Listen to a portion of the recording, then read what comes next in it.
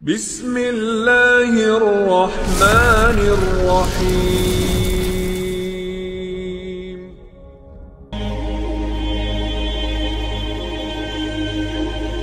Dan Nabi SAW langsung didaulat oleh Allah menjadi Nabi dengan turun suratul Alaq. Iqra bismi rabbikal ladzi khalaq, khalaqal insana min 'alaq, Iqra wa rabbukal akram alladzi 'allama bil qalam, 'allamal insana ma lam. Artinya dengan turun suratul Alaq tepat di bulan Ramadan, lebih tepatnya lagi di tanggal-tanggal ganjil, maka resmi Nabi didaulat jadi Nabi, turun di malam Lailatul Qadar. Adapun ayat-ayat yang lain ya ada di malam Lailatul Qadar, ada yang di luar malam Lailatul Qadar, disesuaikan dengan peristiwa dan kejadian. Kemudian beberapa bulan setelahnya turun pula suratul Mudaththir. Ya ayyuhal mudaththir qum fa'anzir wa rabbaka fakabbir wa thiyabaka fatahhir war rujza fahjur wa la tamnun tastakthir wa li rabbika fastama. 5 ayat dalam surah Al-Mudaththir. Artinya dengan turun surah Al-Mudaththir 5 ayat pertama, maka Nabi SAW didaulat menjadi seorang rasul. Maka istilahnya nubbi'a bil alaq wa ursila bil mudaththir, diangkat jadi Nabi dengan turunnya suratul Alaq dan diangkat jadi Rasul dengan turunnya surah Al-Mudaththir. Nah, kemudian Nabi SAW mulai berdakwah, karena kan beda, suratul Alaq tidak ada perintah dakwah. Suratul Alaq itu perintah belajar, Iqra, baca gitu ya. Sehingga ketika menjadi Nabi belum ada anjuran berdakwah, hanya menceritakan kisahnya kepada Khadijah, kemudian kepada Waraqah ibn Naufal. Baru setelah turun Mudaththir baru ada perintah dakwah. Qum fa'anzir, berdiri bangkit, sampaikan, beri peringatan kepada manusia. Nah, baru ada perintah dakwah di sana. Maka dengan turunnya surah Al-Mudaththir, maka Rasul sudah ada beban di pundaknya untuk mengajak manusia kepada tauhid dan mengakui dirinya seorang nabi dan rasul. Dan di permulaan dakwah Nabi SAW, Rasul membagi dakwah itu pertama peringatan orang-orang terdekat wahai Muhammad. Mulailah merubah dari dakwah sembunyi-sembunyi menjadi dakwah terang-terang. Ketika kemudian semakin banyak tantangan dan rintangan dakwah, maka Rasul kembali lagi dakwahnya sembunyi-sembunyi lagi. Tapi kemudian setelah itu Rasul berdakwah terang-terangan sampai wafatnya Nabi SAW dan dilanjutkan para sahabat. Dan sampai hari ini dakwah Islam terang-terang, terang benerang. Taraktukum alal bayda lailuha kanahariha la yazigu. Dan Khadijah adalah awal man aman, orang yang pertama kali beriman kepada Nabi SAW sebelum yang lain. Makanya Khadijah ketika masuk Islam dijelaskan beliau tidak ada keraguan kepada suaminya, betul-betul membenarkan suaminya, langsung menerima dakwahnya dan langsung menyerahkan seluruh waktu, harta, biaya, tenaga, pikiran untuk membantu suaminya. Itulah hebatnya Khadijah. Makanya Al-Imam Ibn Ishaq, seorang ahli siyar, beliau mengatakan kanat Khadijah awal man amana billahi wa rasulihi wa saddaqa bima ja'a bi. Khadijah adalah orang yang pertama kali beriman kepada Allah, kepada Rasul, dan membenarkan apapun yang didatangkan suaminya kepada dirinya. Dan ini berdasarkan ijma kaum muslimin. Dan itu dikatakan oleh Imam Ibnu Athir rahimahullahu taala, Khadijah awwalu khalqillahi aslama bi ijma'il muslim. Kata Imam Ibn Athir bahwa Khadijah orang yang pertama dari makhluk Allah yang masuk Islam berdasarkan kesepakatan kaum muslimin, lam yataqaddamaha rajulun wala imra'atun. Tidak ada yang mendahulukan dia, baik laki-laki atau perempuan. Belum ada laki-laki yang masuk Islam, belum ada perempuan yang masuk Islam, Khadijah sudah masuk Islam. Asyrul muslimin, dan inilah menjadi sebuah pahala besar kepada Khadijah. Kenapa? Karena semua yang masuk Islam setelahnya sampai hari ini itu pahalanya ada di timbangan Khadijah. Berdasarkan sabda Nabi sallallahu alaihi wasallam, "Man sanna sunnatan hasanatan fa'amila biha ba'dahu kutiba lahu mithlu ajri man amila biha la yanqusu min ujurihim syai'un." Siapa yang memberikan contoh baik kemudian diikuti orang, dengan masuknya Khadijah mulailah mengajak anak-anaknya, mulailah mengajak yang lainnya, sehingga satu persatu masuk Islam. Lah ketika kemudian contoh terbaik diikuti contoh ini orang lain, maka dia akan mendapatkan pahala dan pahala yang mencontohnya tanpa mengurangi pahala mereka sedikit pun. Artinya pahala semua umat Islam ada pada timbangan Khadijah. Luar biasa. Khadijah bintu Khuwailid, pantaslah kalau Rasul sallallahu alaihi wasallam dalam riwayat Bukhari dari Ali radhiyallahu an, khairu nisaiha Maryam wa khairu nisaiha Khadijah. Sebaik-baik wanita dunia adalah Maryam, dan sebaik-baik wanita dunia juga Khadijah.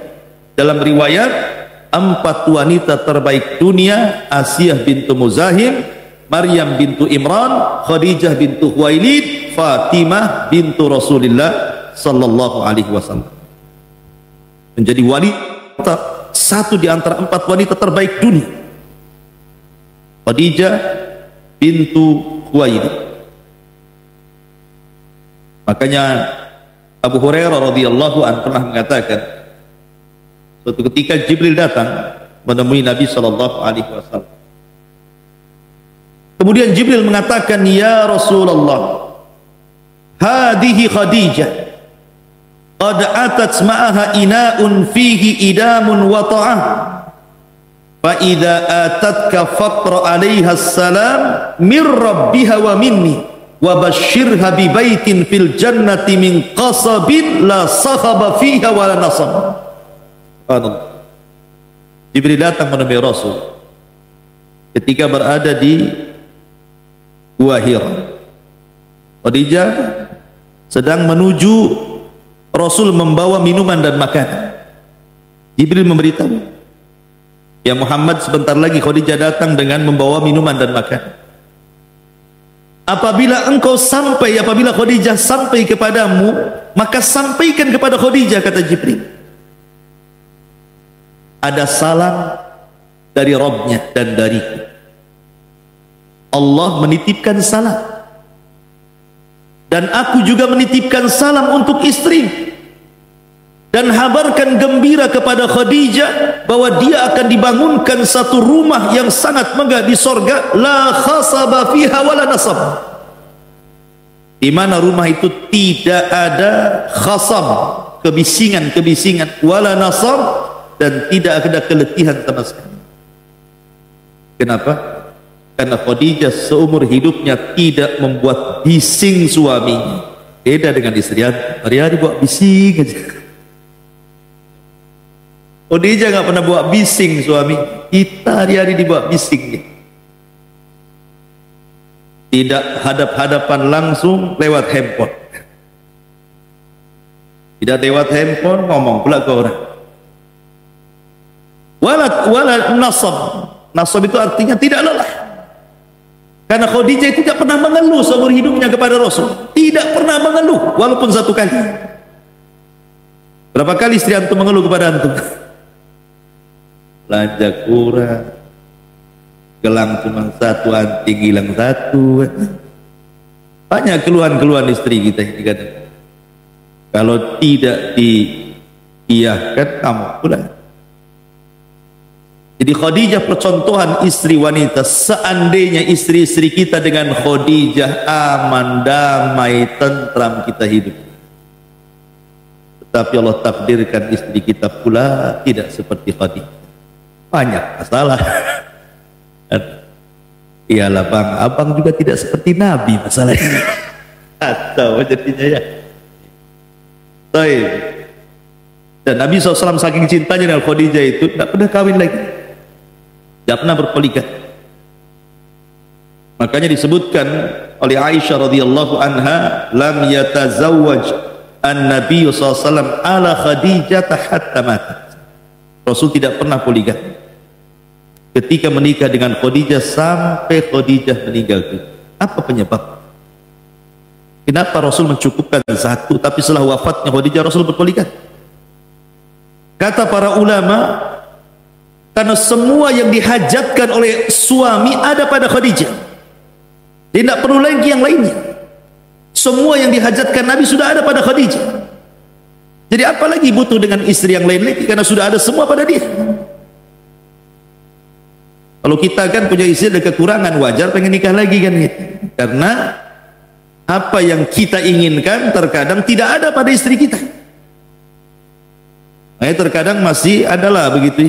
Maka Nabi SAW setelah menikahnya dengan Khadijah dan meninggal Khadijah, Rasul berpoligami kan. Karena tidak ada yang bisa menandingi Khadijah. Cintanya luar biasa Nabi kepada Khadijah. Sampai-sampai hari meninggalnya Khadijah 1 tahun disebut Amul Hazni, tahun kesedihan. Khadijah meninggal itu 1 tahun Rasul sedih. Luar biasa. Murung gitu kan. Manusiawi, Rasul bukan malaikat. Dan dialah orang yang pertama kali masuk Islam di antara seluruh umat Islam. Kemudian setelah Khadijah, maka Nabi SAW mengajak masuk Islam Ali ibn Abi Thalib radhiyallahu anhu. Karena ketika itu Ali radhiyallahu anhu tinggal di rumah Nabi sallallahu alaihi wasallam. Rasul itu tidak pernah melupakan kebaikan.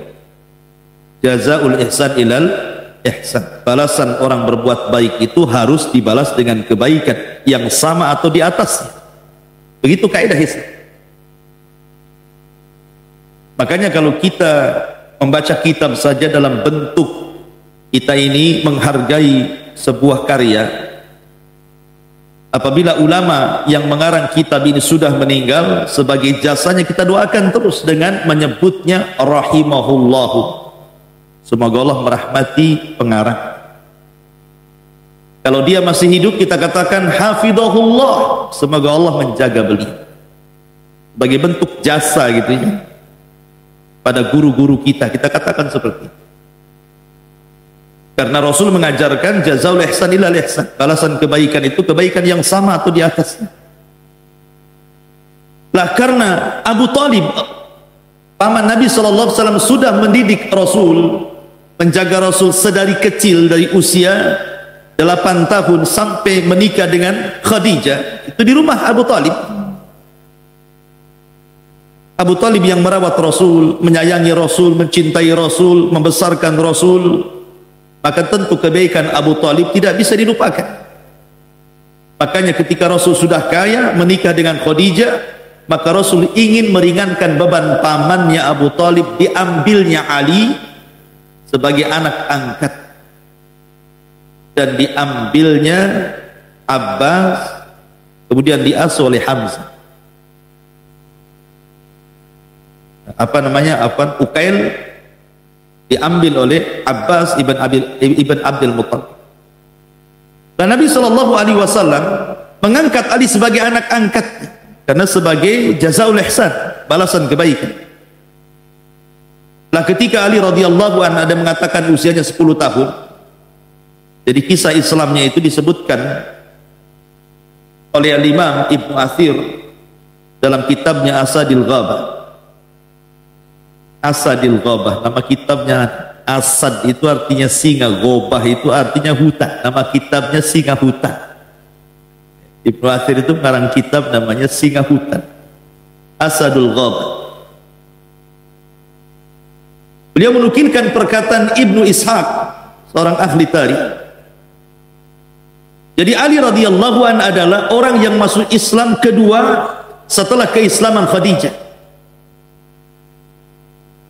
Dan ketika itu Rasul sedang sholat berjamaah dengan Khadijah. Rasul sholat berjamaah dengan Khadijah. Jadi Ali ini lihat, kok aneh gitu ya. Orang-orang musyrik Arab nyembah berhala, kok ini gak sholat gitu. Gak pernah dilihat agama seperti ini oleh Ali radhiyallahu anhu, ketika itu masih 10 tahun usianya. Sehingga kemudian Ali radhiyallahu mengatakan, ya Muhammad ma hadza, wahai Muhammad, apa ini? Ibadah apa ini? Maka Nabi SAW mengatakan, dinullah alladhi istafa li nafsihi wa ba'atha bihi rusulahu fad'uka ilallah wa ila ibadatihi. Maka ini adalah agama Allah, wahai Ali, yang Allah pilih untuk diri dan Allah utus rasul-rasulnya. Maka aku seru kepada Allah dan Rasulnya, maukah kau masuk Islam? Kufurlah dengan Lata dan Uzza.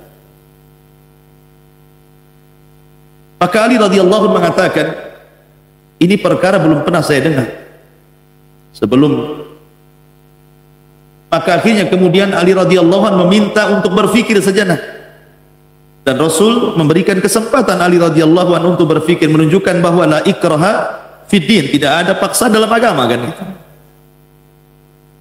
Akhirnya kemudian ketika Ali merenung pada satu malam, maka Allah subhanahu wa ta'ala turunkan hidayah ke hati Ali radhiyallahu anhu untuk masuk Islam.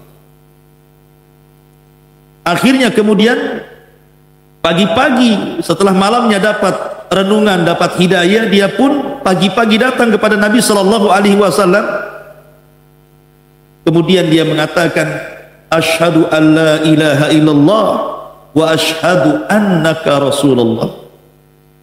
Aku bersaksi bahwa tidak ada sesembahan yang berhak disembah kecuali Allah dan engkau adalah Rasulullah, dan aku kufur dengan Lata, Uzza dan seluruh sesembahan yang disembah oleh orang-orang kafir Quraisy.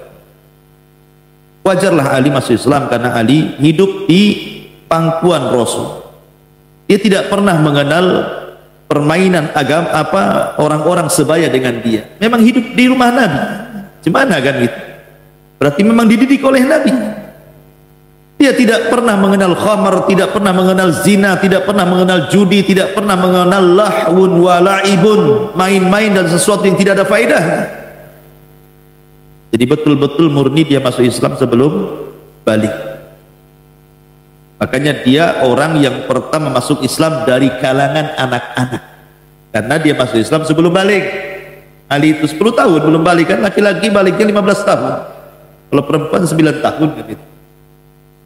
Jadi dia ini orang yang kedua masuk Islam. Dan Ali radhiyallahu anhu, kita tahu Ali itu memiliki keistimewaan, maka dia berbangga dengan diri. Wajar Ali berbangga. Siapa istri? Istrinya Sayyidatun Nisa'i fil Jannah, pemimpin para wanita di surga, Fatimah bintu Rasulillah, satu di antara 4 wanita terbaik dunia. Siapa anaknya? Sayyidah Syababi Ahlil Jannah, keduanya akan menjadi pemimpin kita kelak di surga, Hasan dan Husain. Siapa paman-pamannya? Hamzah Asadullah, Abbas At-Tayyar, di mana dia akan diberikan sayap di surga dan terbang ke sana kemari. Siapa menantunya? Sayyidul Alamin, pemimpinnya manusia seluruh alam, Nabi SAW, dan dia pun salah satu daripada Khulafaur Rasyidin setelah Abu Bakar, Umar, Utsman, kemudian dia. Mana nggak bangga? Semua sisi kena dia. Istrinya mantap, anaknya iya, pamannya menantunya mertuanya, dan dia sendiri khalifah. Siapa yang bisa menandingi kemuliaan Ali radhiyallahu? Abul Hasan Ali ibn Abi Thalib al-Hashimi al-Qurashi. Dan subhanallah, Ali dicerdas. Dan dia bisa membaca dan menulis, karena orang-orang Arab itu kan rata-rata ummi. Rasul aja ummi. La yaqra wa la yaktub, tidak bisa baca, tidak bisa tulis kan. Ali bisa. Makanya oleh Nabi SAW dijadikan katibul wahyi, salah satu dari penulis wahyu Ali. Dia kerjanya menulis wahyu, apabila wahyu turun langsung ditulis. Ali radhiyallahu anhu. Dan Ali radhiyallahu anhu keutamaannya banyak sekali disebutkan oleh para ulama. Kalau dalam golongan Syiah, Ali itu termasuk imam pertama dari imam 12, kan itu ya. Ali dulu, baru keturunannya sampai kepada Imam Mahdi yang akan keluar di akhir zaman, namanya Muhammad Hasan Al-Ashkari, yang konon sembunyi di gua di Sirdab, Irak, dan akan keluar di akhir zaman kan. Itu menurut rangsaka Syiah. Tapi di nomor urutkan pertama Ali itu sebagai imam Isna Asyariyah.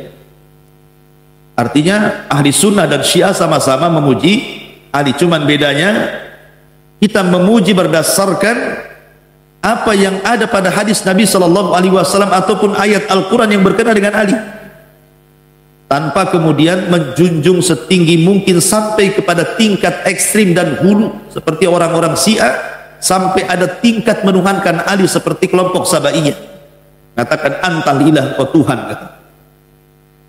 Tidak sampai mengatakan seperti itu. Bahkan ada namanya Syiah Jarudiyah. Syiah kan pecah banyak. Ada Syiah Jarudiyah namanya. Jarudi itu artinya diambil dari Jarod. Jarod itu artinya belalang.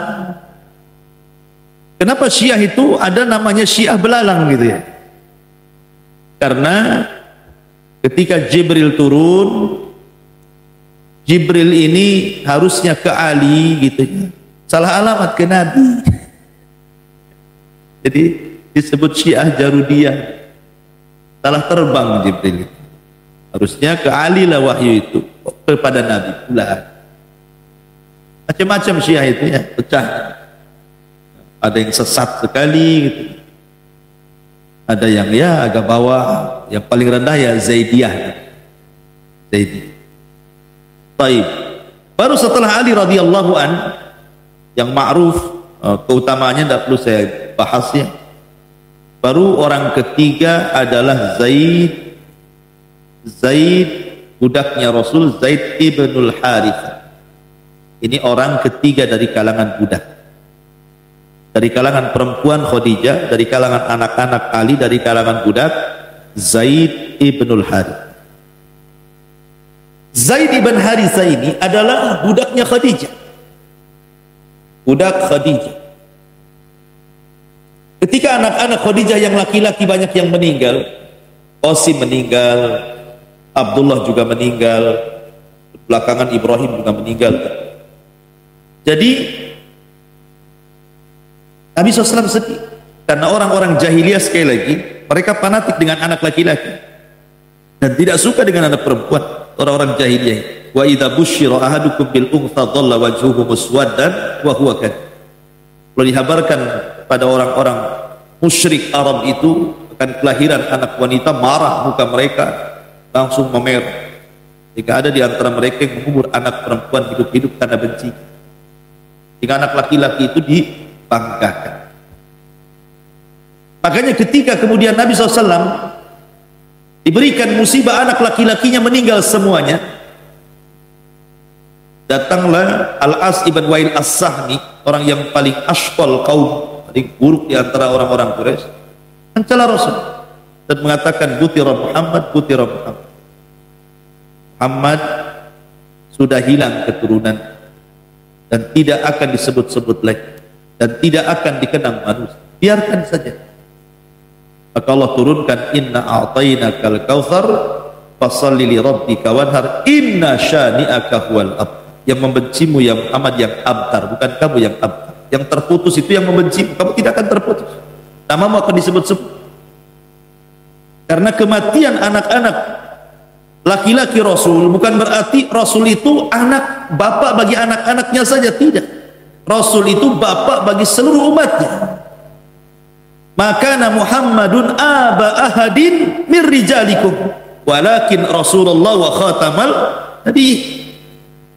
Muhammad itu bukan bapak bagi anak-anaknya saja, tapi dia seorang nabi dan rasul dan penutup para nabi dan rasul. Artinya dia bapak kita semuanya. Makanya istri-istrinya disebut ummul mukminin, ibunya orang-orang yang beriman. Maka Rasul bapaknya orang yang beriman. Jadi ketika meninggal anak-anak, kesedihlah Nabi SAW.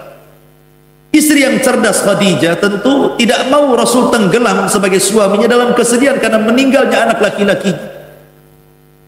Maka kemudian dihadiahkanlah oleh Khadijah anak kecil namanya Zaid ibn Haris untuk diambil menjadi anak angkat. Dan terkadang anak angkat itu lebih dicintai dibandingkan anak sendiri. Tapi ada satu kasus itu. Jadi ada orang tua, anaknya sudah banyak. Tiba-tiba kemudian ada anak yang terlahir tidak jelas. Kemudian dikasihkan sama keluarga itu. Anak perempuan. Awalnya mikir gitu kan, dia punya anak banyak, ini saja sudah susah, masih makan, masih pendidikan, ditambah pula satu anak. Jadi ada niat untuk diberikan ke saudaranya yang lain. Tapi oleh anak-anaknya, karena suka dengan bayi itu, gak usahlah, biar dirawat saja. Akhirnya anak ini betul-betul dibesarkan. Dan ketika besar anak ini cantik, kemudian cerdas, justru orang tua angkatnya lebih cinta kepada anak angkat dibandingkan anak sendiri. Kan? Bisa terjadi. Dalam Islam mengangkat anak angkat tidak mesti kemudian anak angkat dipinggirkan, tidak. Terkadang ada orang tua yang lebih cinta kepada anak angkat. Maka Khadijah kemudian memberikan kepada Rasul anak angkat Zaid ibn Harithah. Maka diasuhlah Zaid di rumah Nabi SAW sampai akhirnya remaja. Ketika remaja sudah mumayyiz ya, belum balik, datang orang tuanya mau minta lagi, mau minta kembalikan anakku. Maka Rasul menghadirkan Zaid, wahai Zaid, ini orang tuamu, kau tinggal milih mau hidup denganku atau kembali kepada orang tuamu, ini pilihanmu. Maka orang tuanya memaksa untuk ikut bersama dirinya, tapi Zaid bertahan tidak mau. Bahkan ketika orang tuanya, kamu kalau ikut kami kau jadi merdeka, tapi kau kalau ikut dia akan terus jadi budak. Maka Zaid mengatakan, sekalipun saya harus jadi budak tapi ikut Rasul lebih baik dibandingkan orang merdeka tapi ikut engkau. Sama orang tuanya digituin. Kenapa ikut orang tuanya? Kadang sudah cinta dengan orang tua angkatnya. Begitulah naluri anak kan gitu. Naluri anak kalau orang tua dititipkan sama neneknya gitu kan, orang tuanya kabur ke sana kemari, biasanya lengket dengan neneknya kan gitu kan, dia ngasuh dia. Naluri anak seperti itu. Akhirnya Rasul senang gitu karena Zaid memilih dirinya, langsung dia pun membawa Zaid keliling-keliling orang-orang Quraisy, dan itu belum diangkat jadi nabi. Dia pun berteriak-teriak, Zaid ibn Muhammad, Zaid ibn Muhammad. Zaid sekarang putra Muhammad, bukan putra Harithah lagi. Tapi belakangan kemudian setelah diangkat menjadi nabi dan rasul, maka Allah Subhanahu wa taala turunkan surah Al-Ahzab, ayat di awal-awal, tidak boleh menasabkan anak angkat ke bapak angkatnya, balikin nasabnya ke bapak asli. Allah mengatakan, ma ja'alallahu adiyaakum abna'akum. Allah tidak menjadikan nasab anak-anak angkat dinasabkan kepada bapak angkat, enggak boleh. Ud'uhum li'abaihim, serahkan kepada bapak-bapak mereka sendiri. Huwa aqsatu indallah, itu lebih adil. Akhirnya dari Zaid ibn Muhammad dikembalikan lagi namanya Zaid ibn Harithah. Rasul bukan bapaknya, dia bapak angkatnya.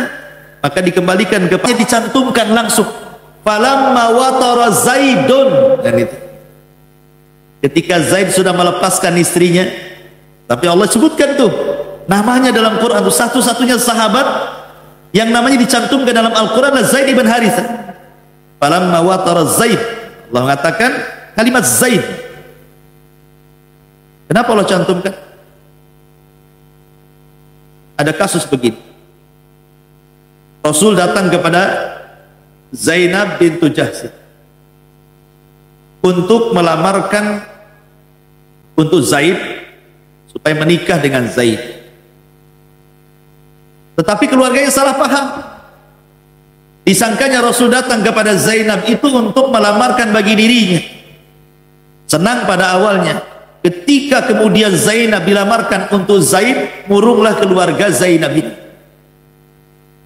Kemudian turun ayat, maka nali mu'minin wala mu'minatin idza qadallahu wa rasuluhu amran an yakuna lahumul khiyaratu min amrihim wa may ya'sillaha wa rasulahu faqad dhalla dhalalan mubina. Tidak boleh bagi seorang mukmin laki-laki perempuan kalau Allah dan Rasulnya sudah putuskan sebuah perkara, tiba-tiba ada kebimbangan, tidak boleh. Maka turun ayat ini kepada Zainab, langsung mereka mengatakan sami'na wa ata'na. Kalau ini sudah perintah Allah dan Rasulnya, mau diapakan lagi? Menikahlah Zainab dengan Zaid ibn Harith. Memang dari awal tidak ada cocokan. Zaid mantan budak, Zainab orang merdeka dan orang terpandang. Tidak sekufu bahasa kita, tidak imbang. Makanya penting menikah itu harus sekufu. Antum kalau lulusan SMP cari istri yang lulusan SMP, boleh jangan S3 bulan, maafin. Dibodoh-bodohin lah antum jadi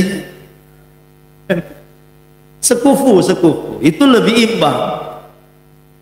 Antum tahu ekonominya pas-pasan, cari pula anak menteri, masalah nanti. Jadi dalam Islam itu penting sekufu itu, seimbang itu, supaya tidak jomplang. Dalam perkara hal apa saja, masalah ketampanan, kecantikan juga kurang lebih. Kalau merasa tidak tampan, jangan pula minta cari yang artis. Antum mau, dia yang tak mau. Artinya bahwa karena ada juga kisahnya kan, Zaid namanya Thabit ibn Qais al-Musyammas kan, dia nggak ganteng, hitam nggak ganteng, pendek nih. Istrinya cantik sekali. Jadi kalau suaminya jalan sama kawan-kawannya, istrinya iri, kok kenapa suamiku paling jelek sendiri kan? Karena nggak sekufu masalahnya kan. Seperti itu. Tapi insya Allah itu zaman dulu. Kalau zaman sekarang itu laki-laki jelek istrinya cantik, laki-laki tampan istrinya jelek. Subhanallah. Jadi memang begitu ya. Karena laki-laki itu jadi kalau perempuan itu kan zaman sekarang tidak melihat ketampan. Biasanya zaman sekarang yang penting ada